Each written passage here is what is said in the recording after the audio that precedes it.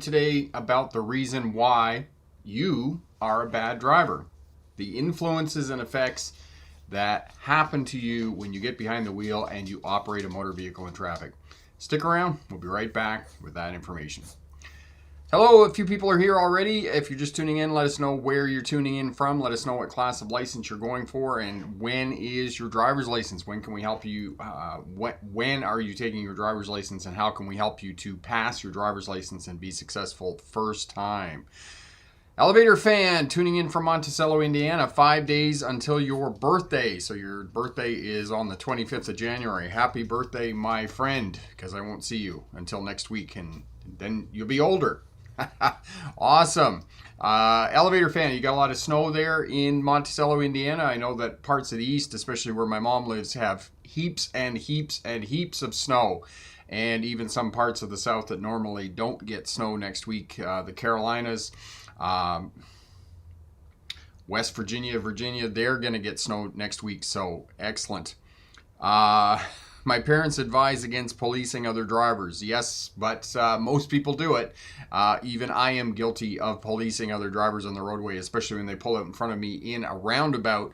I generally tend to tell them what I think of them while I'm driving in my car by myself. You know, I try not to police other people quite as much when the kids are in the car, but it does happen. Corey's here, Bricks for Wheels. Corey is the moderator, does an excellent job of getting up the videos I suggest you have a look at. For more information about being a safer, smarter driver or starting your career as a truck or bus driver. Social driving, that's what we're talking about today. Policing other drivers, as Elevator Fan just said. One of the hallmarks of social driving is policing other drivers. Speeding, following too close. Following too close is probably the first and foremost dangerous driving habit that most people have in place. They follow too close because if you're not near anything, it's less likely that you're going to hit something. So you want to manage space around your vehicle. And in many places, Barcelona, Spain, Melbourne, Australia, Atlanta, Georgia, in the United States, it is busy with traffic. And the one place that you can always control space is in front of your vehicle. And if you can maintain that 2 to 3 second following distance when traffic conditions are ideal, and then increase that space as road and traffic conditions decrease, you are going to be a safer, smarter driver overall. So 2 things that you need to implement right away: the 2 to 3 second following distance and stopping back in traffic 1 vehicle length. And your landmark for that is being able to see the tires of the vehicle in front. Making clear contact with the pavement. If you can create that space around your vehicle and maintain that space, you're going to be a safer, smarter driver. Retired, my friend. Hello from the Carolinas. I hear you're going to get snow next week, retired. Are you ready for the snow? It's always fun in North Carolina because they don't normally get snow.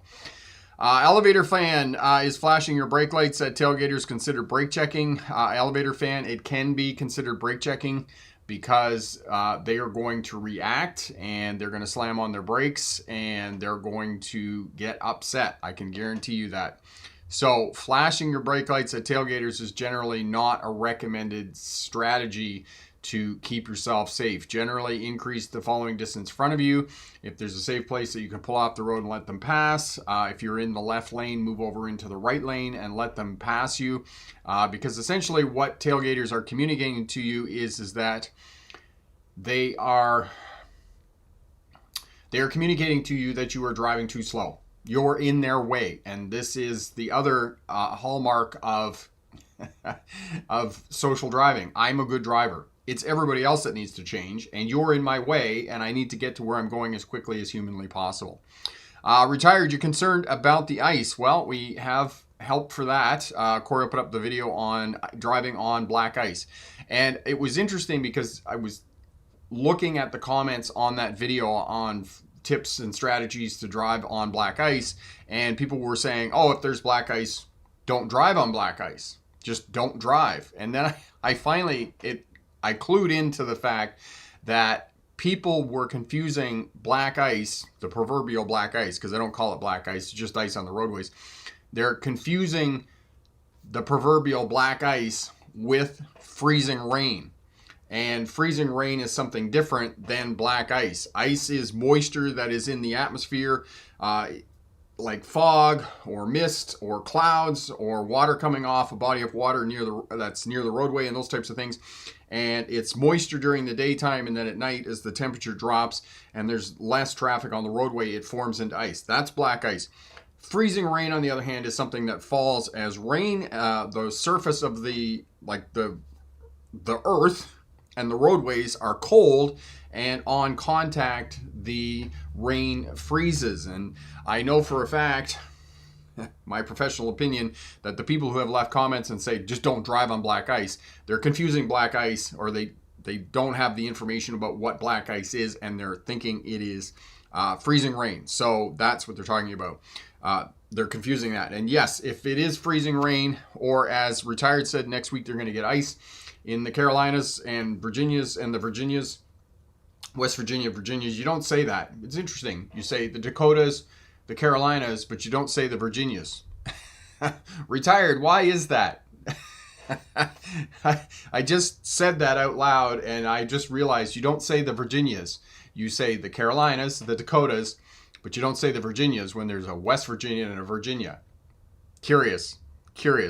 Paul, my friend, the leading cause of crashes is the result lacking the hurry up of drivers. Yes, you are correct, Paul. Get their itis, and we're going to talk about that. Corey's put up the video on driving safely on black ice. Thank you for that, Corey. Stress. I leave early for work if it gets bad out, and excellent. Yes, if weather gets bad as it is right now, there was even videos from Listowel, Ontario today, which is like 20 minutes from where my mom lives in Ontario, in southwestern Ontario, and they're getting pummeled with snow. My mom sent me pictures of her backyard, and there is 4 feet of snow on the ground. There's over 3 meters of snow on the ground, and this week, next week, the temperature is just plummeting to like minus 25, minus 5 degrees Fahrenheit. It's incredible how cold it is and how much snow they have. She's one of the pictures she sent me, and people are fantastic. People are absolutely wonderful. She has a neighbor, Don. He has a tractor with a blower and a loader on it, and cleans out her driveway for her and doesn't ask anything in return. Just a beautiful neighbor. And he, if he didn't do that, I would have to hire somebody to clean my mom's driveway out. And just a beautiful person. I'm going to send him a thank you card here. But she sent me a picture. He's got a Kubota tractor, like, not like a lawn tractor, but bigger than a lawn tractor, but not like a full-blown farm tractor. But she sent me a picture of it, and the snowbanks completely dwarf the tractor and him on the tractor. That's just how much snow my mom is getting there in southwestern Ontario. Paul, undisciplined drivers using cell phones as well. Paul, yeah, distracted drivers. That's just a common thing now. And it's not just cell phones that are distracting drivers. Eating, drinking, cell phones. You ask any professional company of truck drivers and bus drivers, and that's what they will say. Eating, drinking, cell phones. That's how people are distracted in their vehicles.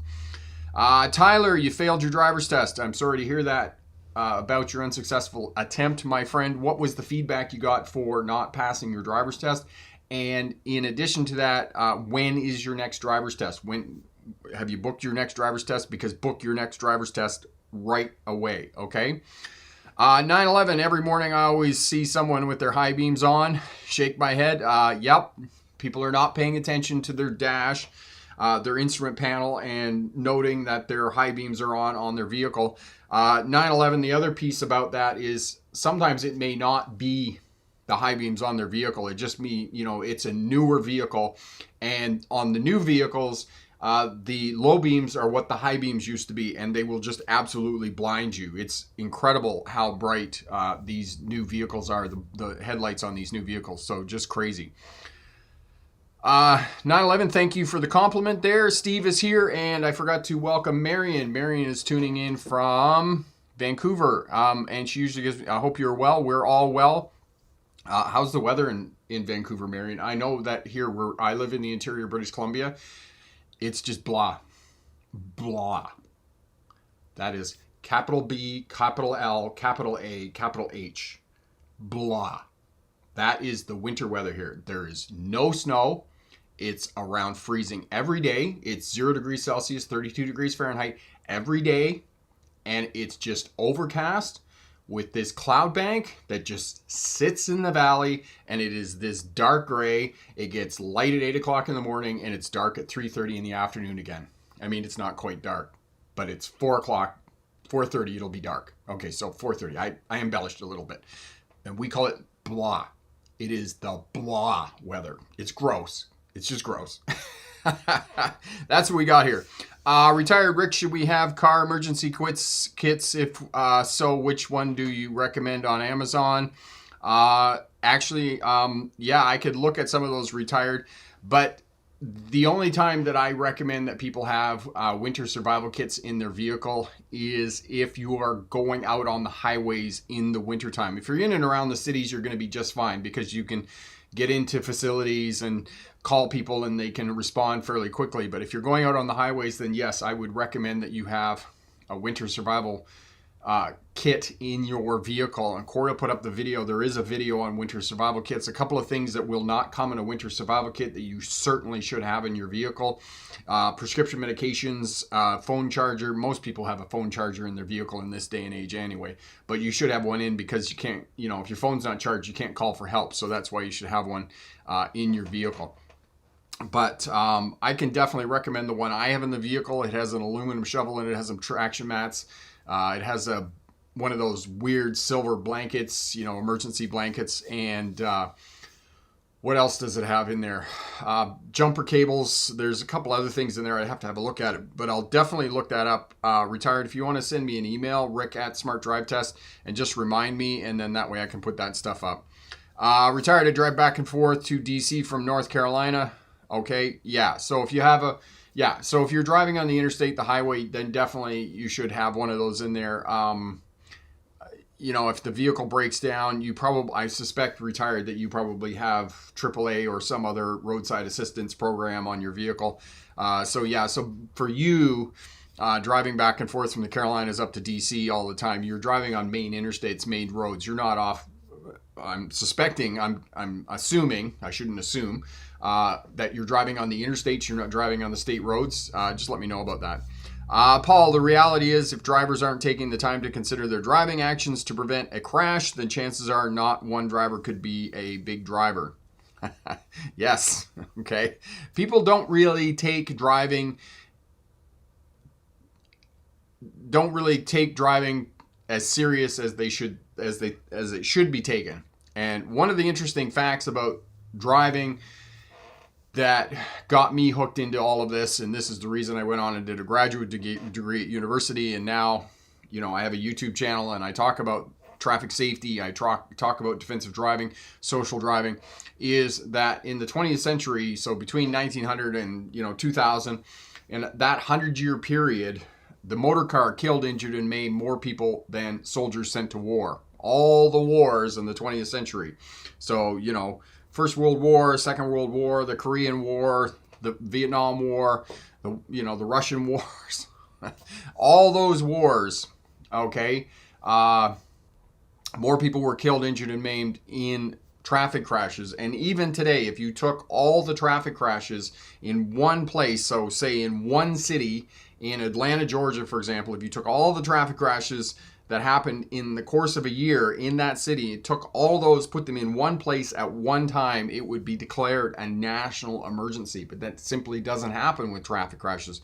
They're isolated events, they happen, and they're cleaned up very quickly. People are transported to hospitals, very few people see it. So it's out of the public consciousness about the toll that this problem takes on our society in terms of, loss of wages, loss of time from work, being injured, insurance costs, repairing cars, those types of things. So it's really out of the public consciousness in terms of the toll that this problem takes on our society in terms of the cost of transportation. So the question becomes, is this just the cost that we're willing to accept for having transportation in terms of social driving. And this is what I'm going to talk a little bit more in terms of social driving and why most people drive poorly on the roadways, because they don't have any professional driver training outside of getting a driver's license. And because they're not required to take any professional driver training outside of getting a driver's license, most of the people, the way that they learn how to drive is either through near misses, having a crash, or watching how other people drive. And they simply follow suit because they don't have any professional driver training. So this is one of the reasons why people on our roadways drive as badly as they do. So retired, you're driving mainly on the interstate then. The other piece about that is, if you break down on the interstate, it's, vehicles seldom break down anymore. And, the other thing about the interstate, there's lots of people going by. The AAA, as you said, you do have roadside assistance there. So, it's not as big of an issue for you because you're traveling on busy highways. If you do break down on the highway, one of the things that I do say to you, so say for example that you have a flat tire. Okay, if you can limp it up to the next exit and get off the exit and get into a fuel station or someplace like that, that's what I recommend that you do. Do not pull over on the side of the interstate because you're at risk of being involved in a sitting duck crash. Somebody running into you when you're parked on the side of the interstate. So if you can drive it slowly up to the next exit and get off the exit, even if you can get off on a secondary road as opposed to the interstate, that's going to make you safer than, trying to get off the interstate and those types of things. The other thing about where you're driving, retired from the North Carolina up to DC, across Virginia, is it Virginia or West Virginia? I can't remember, but anyway, Virginia. Because Virginia is the state directly south of DC. I had a point there I was going to make. Most of it's interstate, and I forgot the point that I was going to make. Apologies. It'll come back to me here in a minute. Okay, Marion said, time for a little adventure down to Vancouver. Yeah, perhaps I need to go down to Vancouver. So we're talking about social driving. We're talking about the hallmarks of social driving. We police other drivers on the roadway. It's them that has to change, not us. We have myths that we believe in terms of social driving. For example, we believe that it is far more treacherous and far more dangerous to drive in the wintertime. The reality is that there are far fewer traffic crashes and traffic deaths in the wintertime than there are in the summertime. The deadliest 100 days in the summertime, June, July, and August. That's when most traffic deaths happen on our roadways. And even the 100-car pileup that happened in Michigan 2 days ago, there were no deaths in that 100-car pileup. There were injuries, but there weren't any deaths. And this is one of the reasons that interstates, freeways, motorways are safer than conventional two-lane highways like state roads and two-lane, opposing traffic, because you just drive into the other vehicles and, the cars are designed for front-end collisions and there are buffer zones. And there was an image on Twitter and it's going viral. I love that. This video is going viral. To get you to watch it because, everybody else is watching it. Therefore, you have to watch it too because it's going viral. But it showed the old 1970s huge Lincoln, and it had collided with a newer car. And of course, the newer car sustained extensive damage, So look at this old car. It's so much better than this new car. That's just ignorance on the part of people looking at vehicles and going, oh, the new car is completely destroyed. They're designed to do that, okay? They're designed to do that to keep you alive because the car absorbs the energy from the impact. Whereas in the old days with the big Lincolns and the steel bodies and nothing moved and nothing had, it didn't have any crumple zones, or those types of things, when they hit, all the energy from the forward momentum of the vehicle traveling through space and time was transferred to the vehicle occupants. None of it was transferred through the crumple zones within the vehicle. The vehicle didn't have any crumple zones. All new cars have crumple zones, and they're designed to do that to protect vehicle occupants. And this is just in addition to airbags and seat belts and other safety devices within the vehicle. Older vehicles did not have any of these safety devices. So if your car does not crumple up and get destroyed in a crash, it's not doing its job. Okay, its job is to do that so that it protects vehicle occupants and reduces the number of traffic deaths. So when people say that, it's just complete ignorance about automotive design and safety within newer vehicles that are, they're trying to reduce traffic deaths on our roadways. Social driving. This is about what we're talking about today. Some of the hallmarks of social driving. People talking on cell phones, as we've talked about. People following too close. Not keeping their 2 to 3 second following distance under ideal traffic and road conditions. As road conditions deteriorate, the distance needs to increase and open up. In addition to that, people, drivers, road users, police other people on the roadway. Not only do they police them, they tell them they're number one, they flash their lights, they honk their horn. They're communicating with them that you're in my way, you're going too slow, and you need to go faster. And this is how they're trying to move them out of the way of other drivers on the roadway. Social driving. How do we combat social driving? How do we, as drivers, because you want to be a safer, smarter driver, you want to reduce the risk of being involved in a crash, because there are severe consequences to being involved in a crash. You risk injury, you risk death, downtime, being off work, not having a car, insurance costs increasing, financial burdens. So you don't want to be, first and foremost, be inebriated. And I hope that I don't need to talk about this a lot, because there are many, many other organizations that are talking about drinking and driving, smoking marijuana, taking illicit drugs and driving motor vehicles and those types of things. So that is not kind of the purpose of my channel. And this is why I don't ever kind of talk about that stuff, because I'm hoping that other organizations are getting that message out and getting that message across. But what we need to understand is we need to understand driving as a social activity and the characteristics of social driving, and that the way that most people are driving on our roadways is not safe. It's simply not safe, and it does not lend itself to you reducing the risk of being involved in a crash. And the other problem, or the other challenge that we face in terms of traffic safety, we know that the average driver crashes once every 15 to 17 years.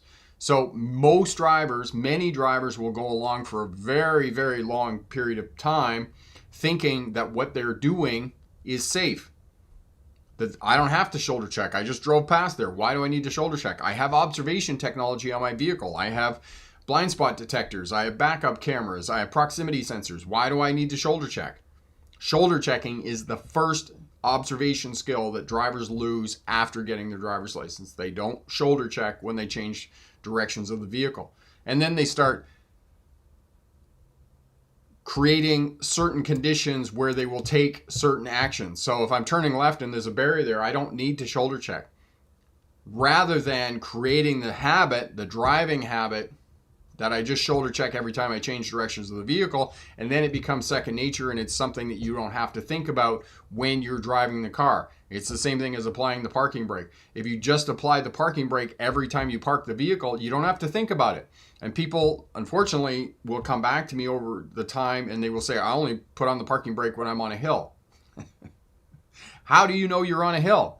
Because, I taught truck drivers, and in a manual truck, a truck with a manual transmission that's a non-synchronous transmission, uphill, downhill, and even in a manual car, uphill, downhill will affect your shifting.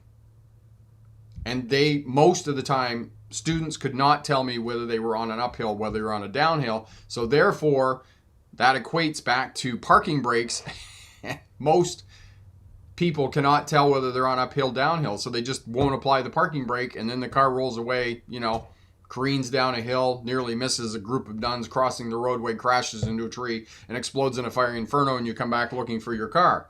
And it's not there. It's just a smoking carcass smoldering after the firefighters have put out the flames. So just get in the habit of applying the parking brake every time you park the vehicle. And people will also say to me, oh, they're in, upstate New York, or they're in Ontario and those types of places, and they don't apply the parking brake because it'll seize up. When you don't use something, that's when it seizes up. It's not when you use something that it seizes up. And I can attest to this because on farms they store farm equipment for months and months at a time because it only gets used for a certain period every year. It's harder on the equipment for it to sit there and not do anything than it is to run. Because when you're running the equipment, everything's being lubricated, you're greasing the machine and those types of things, and that's what its function is. But if you just let it sit, it's hard on equipment. All right, so let's get over to the presentation here. We'll get through that 10 or 12 minutes, and then we'll come back and we'll spend the remainder of the hour answering questions about passing a driver's test, becoming a safer, smarter driver. So, social driving. What is social driving? Social driving is the way that people drive after they get their driver's license. And people police other drivers, and they also believe that I am a good driver. Most drivers would say to you, I am a good driver. It's everybody else that needs to change on the roadway. It's not me that needs to change. And they don't get any professional driver training, no upgrading after they get a driver's license.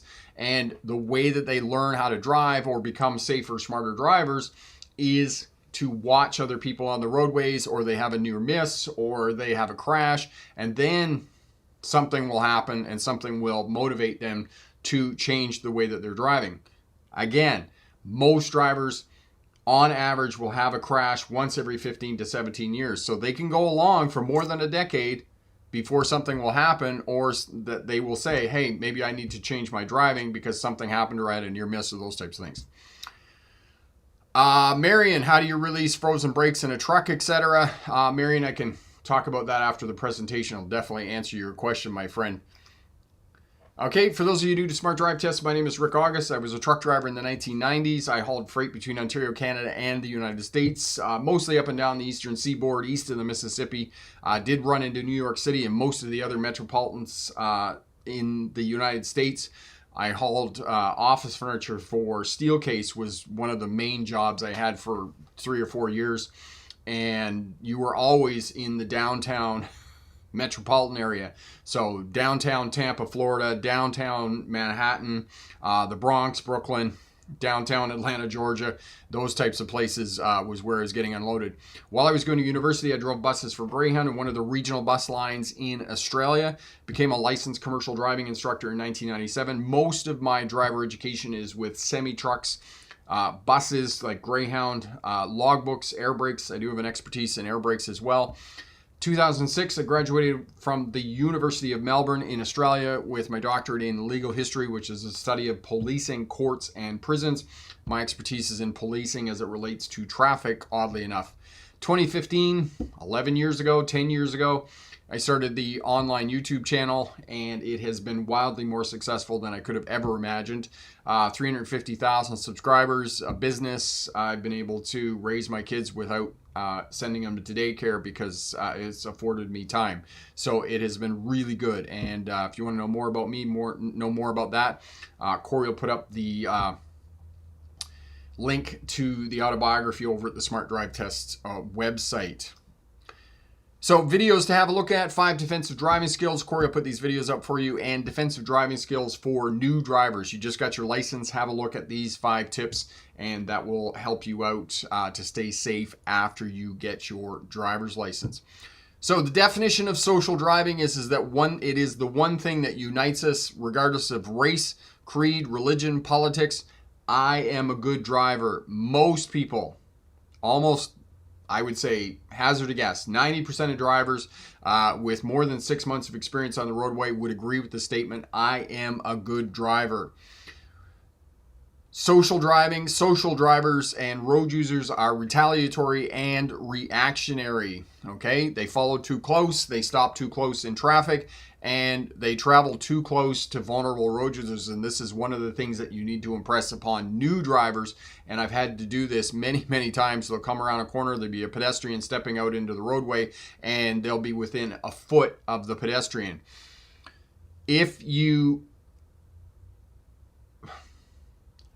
3 feet minimum, 1 meter from vulnerable road users, pedestrians, cyclists, motorcycle riders.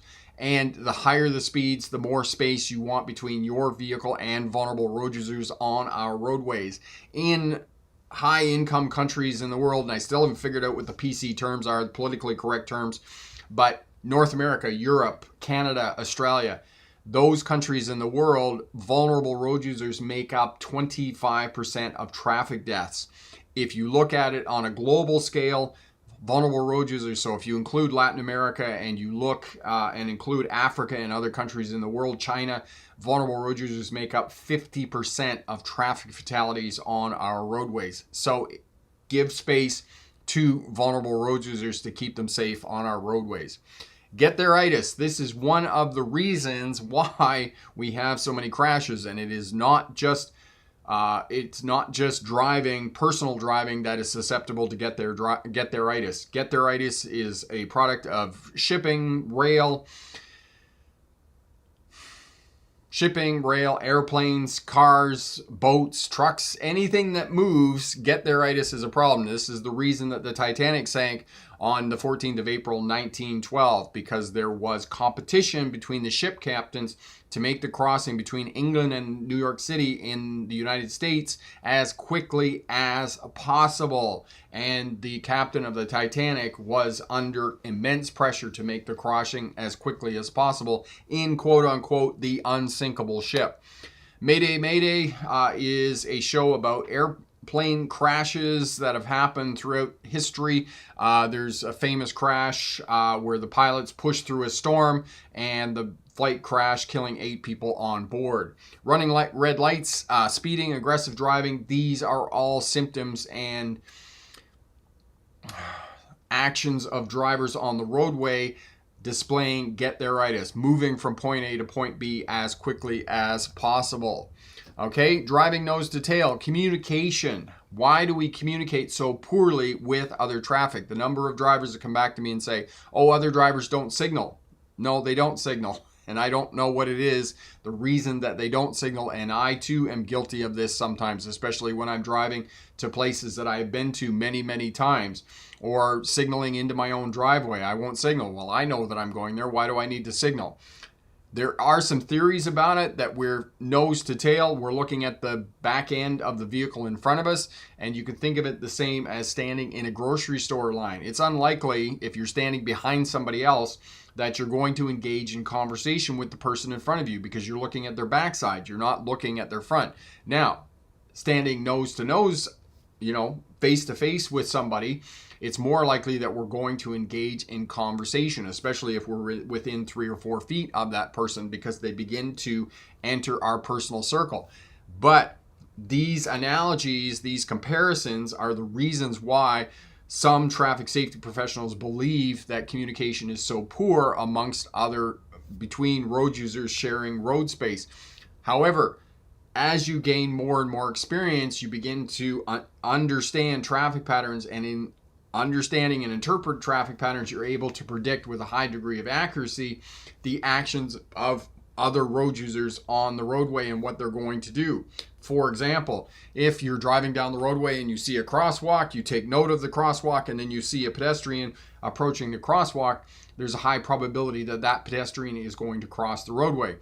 You're driving down the road, you see a cyclist in front and they're shoulder checking, they're looking back over their shoulder, their left shoulder. You know that eventually they're going to move out into traffic because by their movement, their head movement, their shoulder checking, that they're going to move out into traffic. So you can begin to, so as you get more experience driving, you can begin to interpret the actions of individual road users whom you're sharing road space with, and you can respond accordingly, especially if you have speed on the roadways, because especially if you have space on the roadways, because space buys you time, time buys you options, options prevent crashes. Misperceptions, too close in queues, getting rear-ended, managing space in front. So people are too close in queues because they feel that they're safe when they're close to the person in front of them. But this leads to getting rear-ended, and rear-end crashes are the #1 crash in North America, which tells professionals, traffic safety professionals, that most traffic is following behind other road users too close.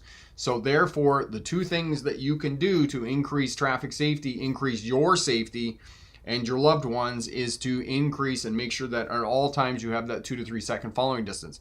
The other problem with this, in my professional experience doing this online and teaching online, the majority of people who are operating motor cars do not know what a 2 to 3 second following distance is. They do not know how to measure following distance in time. And you can say this until the cows come home, but they just don't get it. And there's a lot of old driver education ideas about following distance, that for every 10 kilometers or every 10 miles an hour over 30 miles an hour, you increase one vehicle length. Every time I see that, I'm thinking to myself, do I need to get a calculator out here, because this looks very complicated?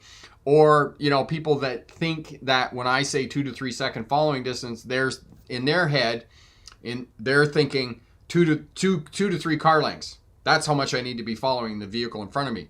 They're not thinking about 2 to 3 second following distance as in the car in front of you goes past a fixed object. You start counting 1 Wolverine, 2 Wolverine, 3 Wolverines. And when you go past the same fixed object, that's your following distance. It's too complicated for most drivers. It's simply too complicated, and they just discard it. And in discarding it, they go back to doing what everybody else is doing on the roadway, which is following too close. I know that this gets misinterpreted, and many people do not understand a 2 to 3 second following distance and then increasing that out to a 4 to 6 second following distance. Communication, drivers fail to communicate, fail to signal. Not only do drivers fail to communicate, but other drivers fail to observe correctly and interpret traffic patterns and understand the actions of individual road users. Unpredictable actions are erratic and without warning, which is not true. You can generally tell when somebody or another road user is going to do something goofy on the roadway, but you need to be aware and you need to be tuned in to what is going on in your driving environment. In other words, you need to have situational awareness. And this is what I'll talk about next week, is I'll talk about situational awareness and how to create that situational awareness depending on the driving environment that you are in. Because in a very short space of time, when you leave your home and you start driving out on the roadways, you can be in different driving environments. You could be in school driving environments where there's schools and students and pedestrians. You can move into industrial areas where you have factories and stores and other facilities that go along with industrial areas. And then you have industrial equipment, forklifts, other mechanized machines out on the roadways and those types of things, big trucks and whatnot in industrial areas. And then you get into a busy road in an urban area where there's lots of traffic, 3 or 4 lanes of traffic, turning lanes, complex intersections, and those types of things. So different kinds of driving environments. And every one of these kind of driving environments has a set of traffic patterns that lends itself to that driving environment. So if you can understand that, that too will help you to understand social driving and help you to respond accordingly to traffic as you're driving. Okay? Drivers who participate in social driving are reactionary and retaliatory. If somebody in front of them is driving too slow, they're going to tailgate them. They're going to tell them that they're number one. And if the person in front of them slows down, they're going to start honking the horn and giving the person in front of them the finger. Drivers police and criticize other drivers, crowding, honking the finger, road rage. These are all forms of communication to tell you you're a knucklehead, you're in my way, and you're driving too slow. Okay, following too close, failing to give the right of way, and mismanagement in speed and space are the 3 top reasons for crashes on our roadways. Okay, good luck on your driver's test, and remember, pick the best answer, not necessarily the right answer. Marion, the other day I had someone honk at me to move up and close the gap because I had left a space in front of me at a traffic light. That's fine, Marion. Just, as we say, just say, hey, go and have your crash somewhere else. Give them a little wave. That really sends them over the edge when somebody's flashing their lights or they're crowding you and they're, laying on the horn and those types of things. And you're just like, yeah, have a nice day. Bye now. Oh, that Really rub salt in the wound. Yeah, they get really upset about that. Paul, the lack of clearing the intersection for 5 seconds just to make a left turn at intersection is just what I witnessed in Mississauga. That's why driving aren't paying attention. Late reactions. Yes, people are not paying attention to what they're doing when they're sitting in intersections. They're lollygagging, they're looking around, they're checking their phone, changing the radio station, those types of things. You're absolutely right, Paul. Marion, yep, I just wave and smiles at them. Yep, that's what you do, Marion. That really irks them. When I was driving truck and people would give me grief, one of the students was backing up in the parking lot one day, and the guy was coming through, and he's rolls down his window in his pickup truck, and he starts cursing at me and blah blah blah, and he drove off. I said, "Have a nice day, bye now." He slams on the brakes. He backs up. He's like, "What did you say to me?" I'm like, "I just said, have a nice day. You seem like a really nice fella. Have a nice day." Oh, he just about got out of the truck. He was like, he was losing his mind. He's like, "That's not what you said to me. You told me to F off." I'm like, "No, I didn't. I said, I told you to have a nice day." But, we know it. Have a nice day translates into. It's kind of like, when somebody's honking at you, you say, "Oh, just go and have your crash somewhere else." What we're really thinking is something else, right? We're policing other drivers. We're telling them what we think of them, but we're not saying it out loud. We're being very nice to them because that really, really upsets them. Okay, frozen brakes. Now, Marion, I don't know why it is, but on a car, most of the time you're not going to have frozen brakes. My understanding of frozen brakes, one time on the big truck, I kind of had frozen brakes. I parked this. I had been driving through rain. It turned cold. It froze. I parked the semi-trailer somewhere for a day. The temperature plummeted overnight. I came back, hooked up to the trailer, and when I pulled away, so the air is exhausted out of the trailer. There's no air in it. And then what happens is you hook up to it, and the brakes are on because there's big springs in there that expand and apply the parking brakes on the trailer. So when you put air back into the system, the air comes on, it squishes the brake, that big spring closed, and it releases the parking brakes. And then the air pressure is used for service brakes as you're going up and down the road. But as I put air to it, I released the parking brakes and I went to drive away. I put it in first gear, and of course I took off, and the whole thing had this big bang and thud, because what happened is that the brake shoes in fact had frozen to the drums because they were wet and the temperature had dropped. And so the brake shoe did freeze to the drum.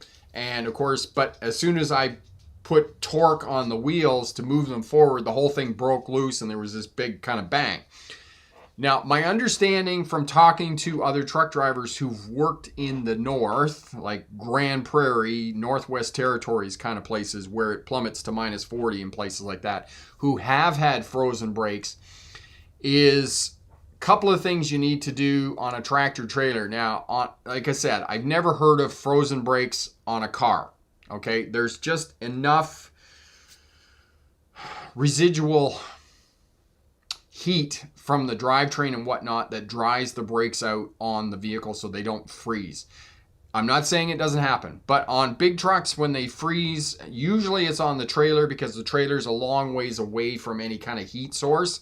Whereas on the truck with the chassis, the drivetrain, the transmission, the engine, the rear axles and whatnot, that there's enough heat generated off that the brakes won't freeze. Saying that, the brakes on the trailer, if they do freeze, so what you got to do is you got to put methyl hydrate down into the air lines to get any water out of the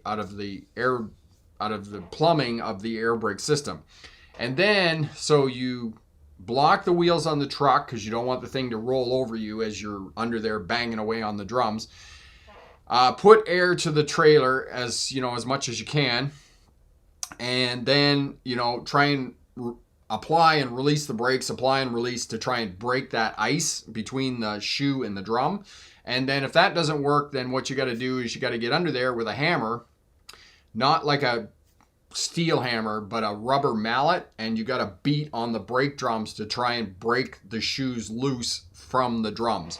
And, you know, usually you're laying in snow. It's minus 40 degrees Celsius, which is also minus 40 degrees Fahrenheit. And you're under there trying to get these brakes to release on the trailer. It's not fun. Not fun at all. And anytime I just get in the habit with the tractor trailer, when I was driving the tractor trailer, that I only applied the brakes on the truck. There were plenty of parking brake power on the truck that it would hold the semi-trailer. I mean, unless you were on a big incline like a hill or something, then I would apply the brakes on the trailer.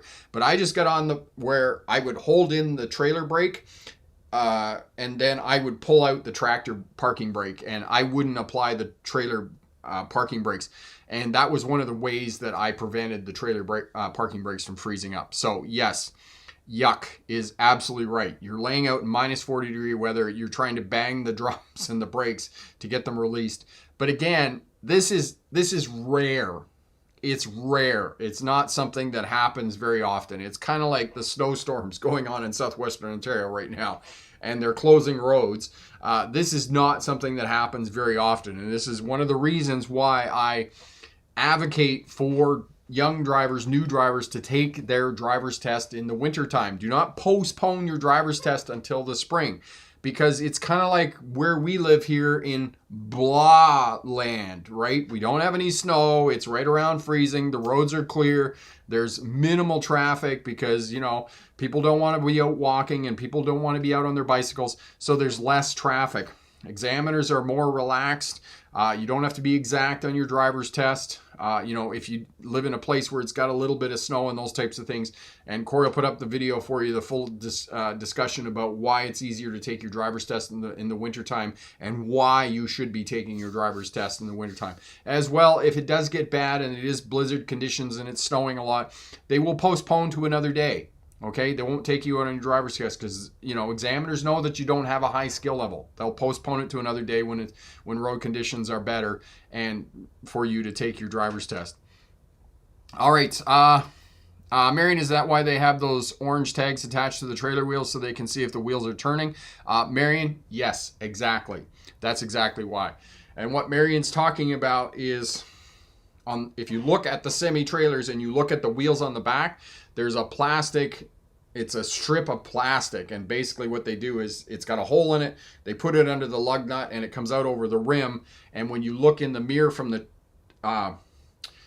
tractor, the towing unit, the big truck on the front where the driver sits, if you look at that, when you hook onto the trailer and then you pull out of the yard, you're supposed to do a serpentine, and you can look in the mirror and you can see if those plastic things are, if the wheels are turning back there, and then you do the other side and you look on the other side of the semi-trailer and you make sure that the wheels are turning. That's exactly what they're for, Marion, is to ensure that the semi-trailer tires are turning, because if the tires are frozen up back there, you can get out on the highway and you can flat spot 4 tires. You basically just ruined $4,000, because those, maybe not $4,000, maybe $2,500, because each one of those tires is $600, right, on the back of those semi-trailers. That's exactly what it is for. And if the wheels are frozen, you know, most places that are not Grand Prairie, most places that are not the Northwest Territories, if the tires aren't turning, you just drive ahead.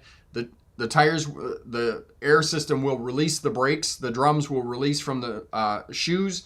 Or if that doesn't work, then you just back up, right? You put air to it.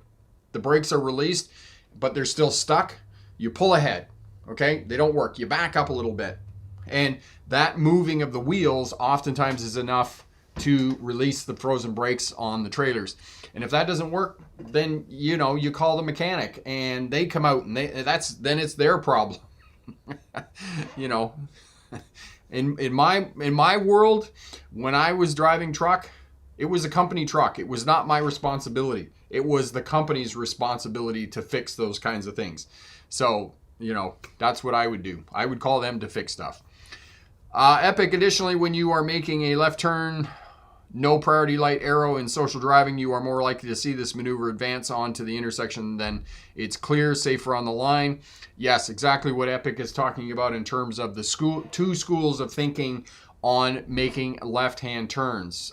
Many drivers are going to move into the intersection. Actually, I need to go down and I need to sit at the main intersection. This is one of the exciting things in my life, and just look at how many drivers. But just from a casual observation of looking at people, most people do not advance into the intersection. Most people, I would say that 60 to 75% of drivers actually do wait at the edge of the intersection as opposed to moving into the center of the intersection. And there are many reasons for that. And I've discussed these before in terms of left-hand turns.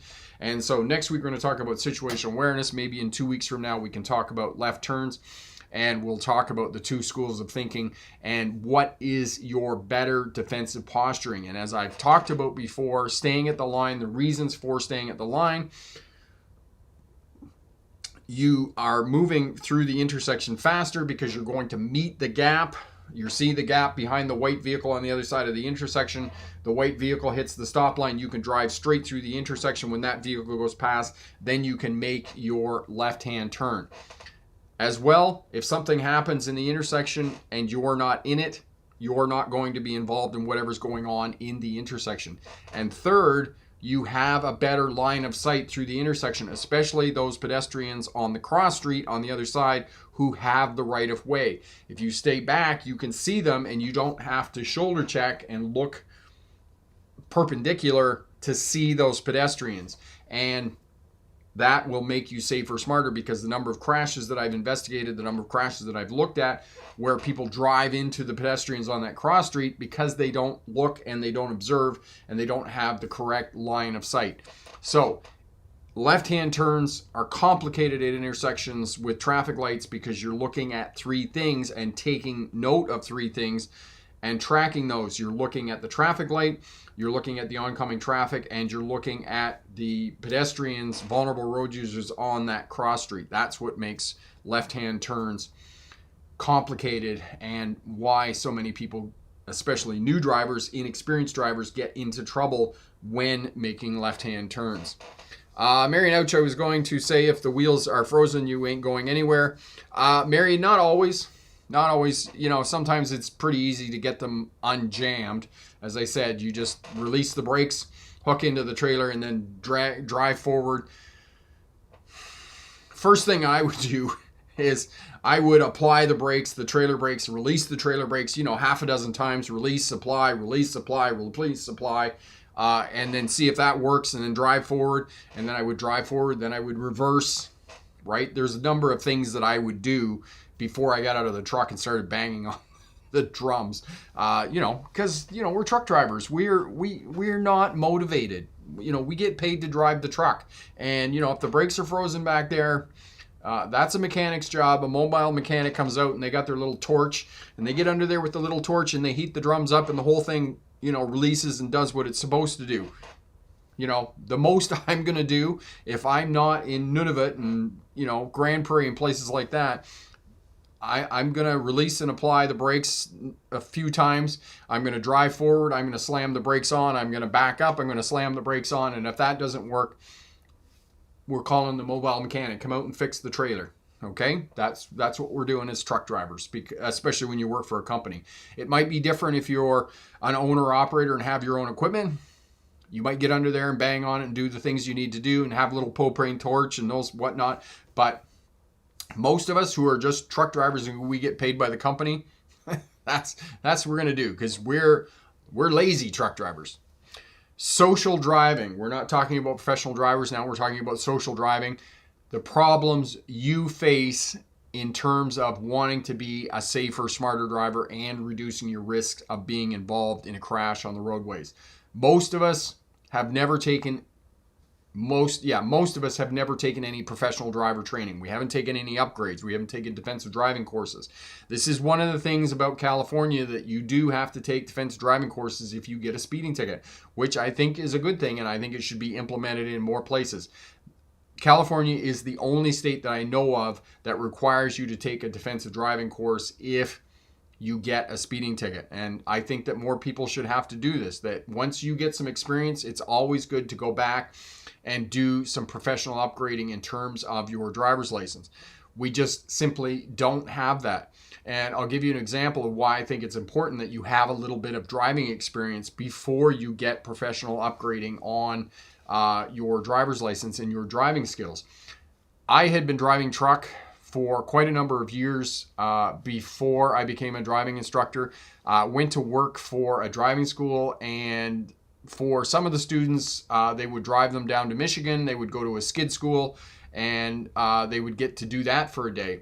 Well, people that didn't have any experience driving a truck, a lot of the information that the skid school was imparting didn't really sink in because they just didn't have the abilities to take on more information in addition to learning how to drive the truck from scratch.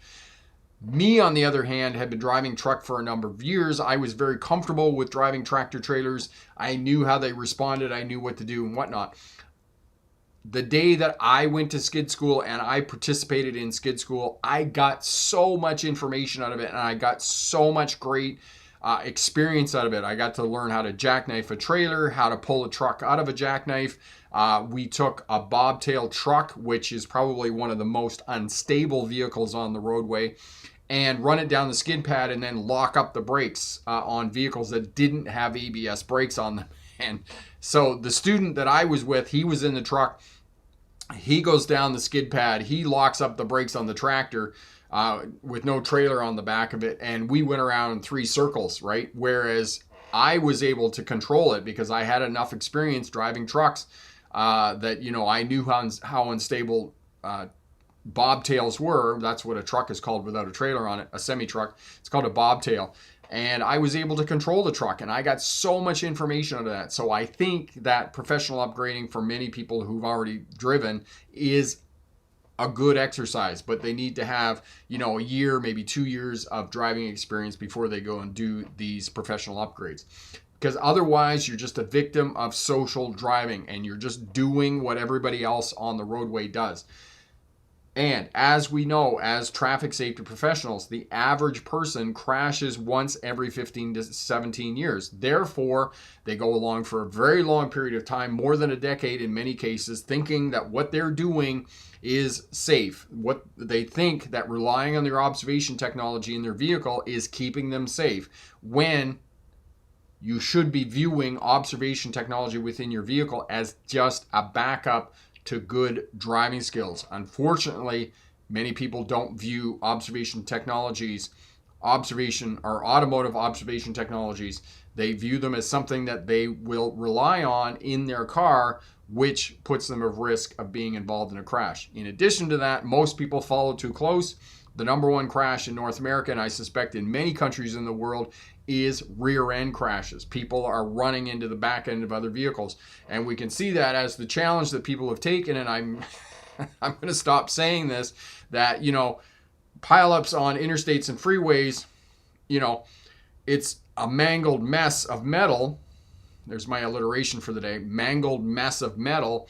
But there are very few traffic fatalities. Often these things do not result in traffic fatalities. The 100-car pileup in Michigan did not result in any fatalities. It was just a mangled mess of metal and some injuries. Same thing with the one in Calgary. Then there was another one in Indiana this year. Okay, so there's been 3 of them, no traffic fatalities, which is good because automotive safety technology is doing its job, and the crumple zones are working in these cars. And give me a newer vehicle any day to have a crash in, as opposed to a car from the 1970s that isn't going to sustain any damage. Because if the car doesn't sustain any damage, it's you as the vehicle occupant that's going to sustain vehicle damage. All right, Epic, my friend. However, in Europe, it is completely the opposite. Instead of mirrors, you might get a camera instead. Therefore, exercise caution because they have regulations that permit this in the greater GSR. I don't know what GSR is, Epic. I've never been in a vehicle that doesn't have mirrors. I think that cameras they're not there yet, because you somehow have to have a way of keeping the lens clear. And this is one of the problems with backup cameras is that the lens on the back of the vehicle gets dirty. Okay, same thing with sensors on self-driving cars and, lane assist and those types of things. The sensors get dirty. Somehow you have to keep them clean, and also so that they don't get covered in snow and ice in the wintertime. David, Mangled Mess of Metal sounds like a great band name. Yes, you could start a band, a heavy metal band. Mangled Mess of Metal, there you go. Excellent. So talking about social driving, resist the urge to participate in social driving. Keep that 2 to 3 second following distance in front of your vehicle. Stop back 1 vehicle length. Shoulder check, shoulder check, shoulder check. Those habits, those 2 right there, 3 habits, okay? Stopping back in traffic 1 vehicle length, 2 to 3 second following distance, shoulder checking, shoulder checking, shoulder checking. Always be observing. And if you're not near anything, it's less likely that you're going to hit something. Space buys you time. Time buys you options. Options prevent crashes. Be a safer, smarter driver by not participating in social driving. And I know that people will come back to me and say, social sounds like a gathering where we're all getting along and those types of things. No, think of it like social media. Just because we all get along and we talk on the internet and, different platforms and whatnot, we're not getting along. People are downright bitchy on some of these social media platforms, and it's the same thing with social driving. People are not getting along, and unfortunately the number of traffic crashes that are happening on our roadways should be concerning. Keep space around your vehicle, reduce the chances of being involved in a crash, and remember, pick the best answer, not necessarily the right answer. Have a great night. Bye now.